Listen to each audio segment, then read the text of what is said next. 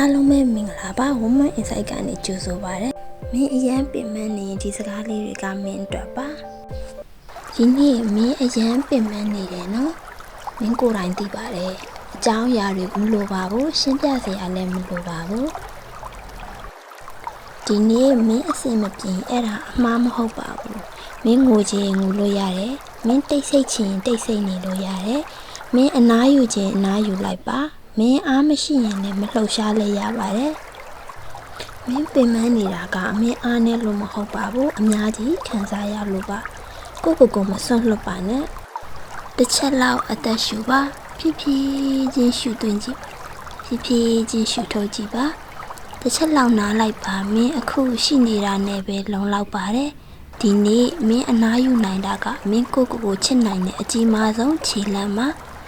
Woman Insight ကမင်းနဲ့အတူတူအမြဲရှိနေမယ်နော်